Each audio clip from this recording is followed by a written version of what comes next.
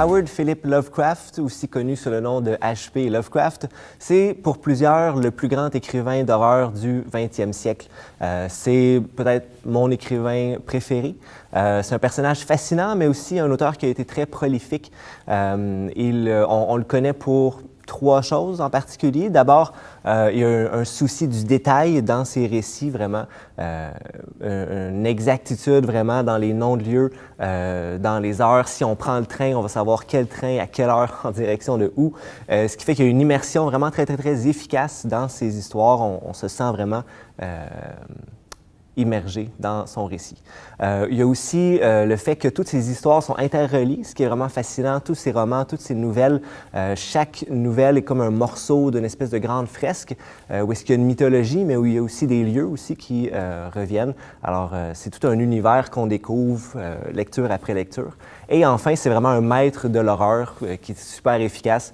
Ça donne des frissons. Lovecraft sait que l'horreur, ça repose beaucoup dans ce qu'on ne voit pas, ce qui est juste l'autre côté un peu dans notre champ de vision.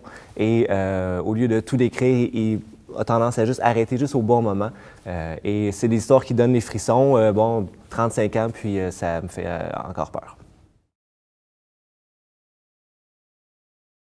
Alors, mon roman, c'est le roman Les Montagnes hallucinées, qui est une traduction peut-être un peu maladroite de At the Mountains of Madness, un roman de 1936. C'est peut-être un des derniers que Lovecraft va écrire. Et c'est peut-être une de ses œuvres les plus accomplies. C'est souvent celle qu'on va recommander, même si c'est peut-être pas la plus connue. C'est un roman qui, il faut se rappeler, est dans un contexte où est-ce que on a quand même certaines limites dans les explorations, limites technologiques. Par exemple, l'Antarctique est reconnu comme étant un des derniers endroits qui est inconnu à l'échelle de la planète. Et bien sûr, ça travaille l'imaginaire de Lovecraft. Lovecraft voit des cartes sur lesquelles il n'y a presque rien. Alors, bien sûr, il a envie de les peupler. Alors, on a le roman ici.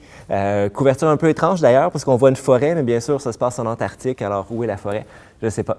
Mais l'histoire des montagnes hallucinées, c'est une expédition, en fait, une expédition de scientifiques. On a des géologues, on a des météorologues, et ils décident d'aller en Antarctique pour essayer de découvrir. C'est juste une enquête scientifique qui part d'une université fictive, du village fictif de Lovecraft, qui est Arkham, donc l'université miskatonique de Arkham. Alors, ils partent, et là, bien sûr, ils vont s'affronter au froid, et assez rapidement, ça se passe plutôt mal. Nos scientifiques décident quand même de continuer, et là, ils arrivent devant des montagnes qui sont des montagnes plus hautes que l'Everest.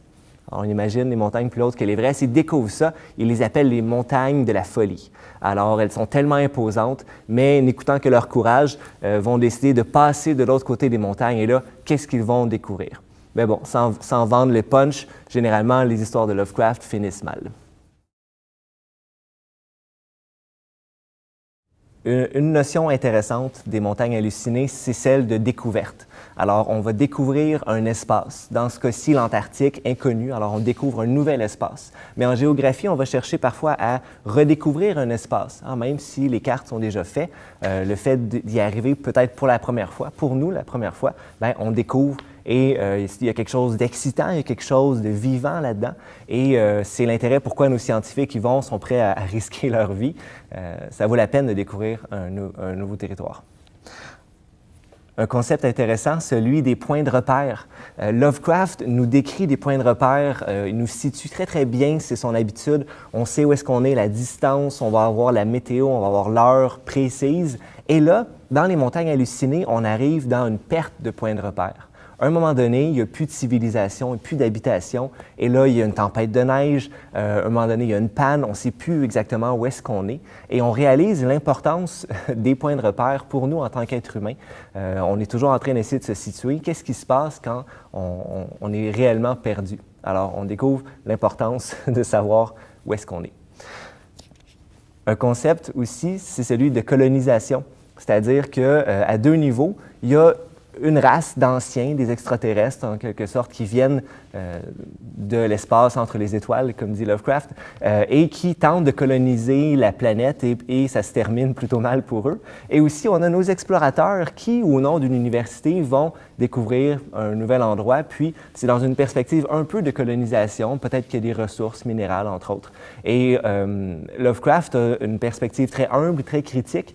Il souligne les dangers liés à la colonisation, tout ce qui peut mal aller, hein, le fait d'être un étranger, d'arriver quelque part qu'on ne connaît pas, de s'exposer à tous ces risques-là. Et c'est quelque chose qui est vraiment intéressant ici.